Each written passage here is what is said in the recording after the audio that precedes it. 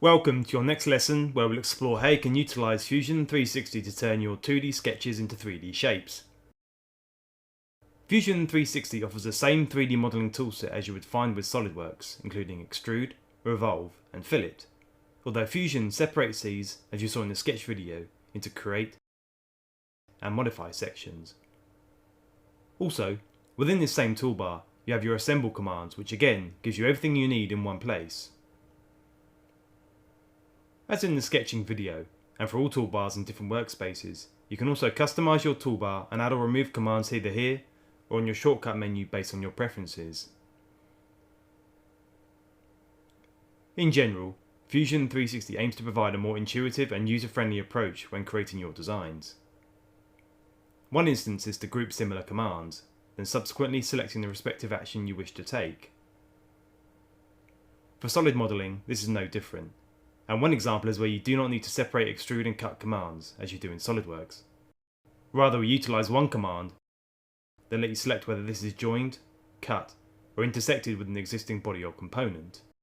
Also, here you can opt to create a new component or body, meaning you're not limited to Boolean tasks, and can create new geometry based on existing, which ties in with Fusion 360's top-down modelling approach. Fusion will also automatically select the appropriate action based on where you drag the sketch feature. As here, we can see it changing from join to cut based on whether I'm moving away from or into the body, saving you some time by not having to manually select the preferred option. I'll also add to this, you can quickly select which objects are affected by the cut action using the drop down, then selecting or deselecting those you wish to perform the action on. Sketches are also automatically hidden after creating a 3D object, but can easily be made visible again by selecting the visibility icon in your sketches drop down.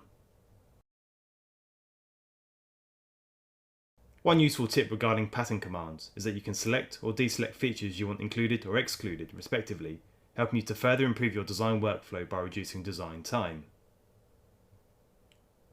With other parametric modelling systems, you may have found yourself having to reuse the pattern or even mirror command to achieve a similar result.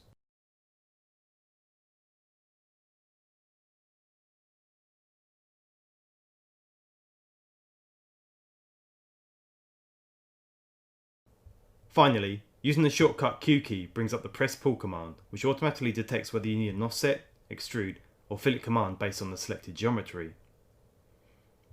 Of course, you can select these commands independently, although with commonly used ones such as these, I find myself frequently using the Q shortcut.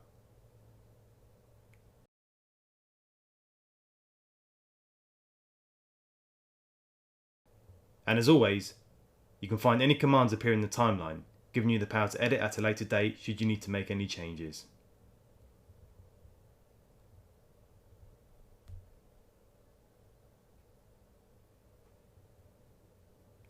We find this approach with a less cluttered workspace, single commands with multiple options within, and intuitive actions provides a cleaner and more efficient 3D modelling workflow.